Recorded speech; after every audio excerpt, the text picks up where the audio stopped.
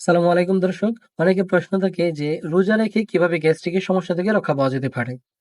তাহলে গ্যাস্ট্রিকের সমস্যা থেকে রক্ষা পাওয়ার জন্য আমাদেরকে আগে দেখতে হবে যে আমরা খাবারে কোন কোন উপাদান যুক্ত করছি। আমাদের খাবারে যদি ভাজা পোড়া জাতীয় জিনিসগুলো বেশি থাকে তাহলে কিন্তু আমাদের গ্যাস্ট্রিকের সমস্যা বেশি হবে। এই কারণে বলা হয়ে থাকে যে ইফতারে আমরা যতটুকু সম্ভব ভাজা পোড়া জিনিসগুলো অ্যাভয়েড করব। তাহলে আমাদের গ্যাস্ট্রিকের সমস্যা কম হবে।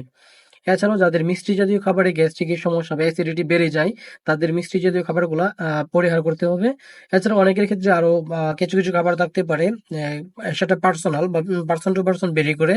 যেই খাবারগুলো খেলে মনে হয় যে আপনার গ্যাস্ট্রিকের সমস্যা বেড়ে যাচ্ছে, সেই খাবারগুলো আপনার এভয়েড করতে হবে বা কম, কম খেতে হবে। এখন আসুন জানি যে আমরা কি খাবো তাহলে? আমরা ফলমূল জাতীয় খাবার কিন্তু বেশি খেতে পারি। সিজনাল ফলগুলো অনেক সময় এভেলেবেল পাওয়া যায় বাজারে। তাহলে সিজনাল ফলগুলো যতটুকু সম্ভব বেশি খাবেন, যাতে আপনি যে ভাজা-পোড়া জিনিসগুলো আছে সেগুলো রিপ্লেস করতে পারেন। এছাড়া আপনি পানি বেশি খাবেন।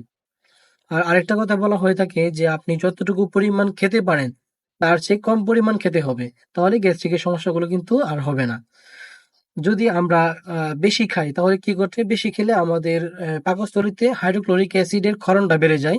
যার ফলে অ্যাসিডিটি হয় এবং আমাদের যে পেট ব্যথা বা গ্যাস্ট্রিকের অন্যান্য যে লক্ষণগুলো এগুলো কিন্তু বেড়ে যায়। এছাড়া আরেকটা উপায় ফলো করতে পারি। আমরা সেহরি এবং ইফতার এই ২ টা খাবার খাওয়ার পরপরই শুয়ে পড়ব না। শুয়ে পড়লে কিন্তু খাবারটা পাকস্থলীতে থাকবে এবং ওই HCl অ্যাসিডের পরিমাণ বেড়ে যাবে। এই কারণে আমরা সাহরি এবং ইফতারের পরপরই শুয়ে না পড়ে আমরা অন্তত ১০ থেকে ১৫ মিনিট হাঁটাচলা করব, বা যদি পারি তাহলে অল্প ব্যায়াম করব। তাহলে কিন্তু আমাদের খাবারটা পাকস্থলীতে অনেকক্ষণ ধরে থাকবে না। পাকস্থলী থেকে সেটা ইন্টেস্টাইনে চলে যাবে এবং আমাদের অ্যাসিডিটির পরিমাণও কিন্তু কমে যাবে। আশা করি এই নিয়মগুলো ফলো করলে আপনারা রোজা রেখেও গ্যাস্ট্রিকের সমস্যা থেকে রক্ষা পেতে পারেন।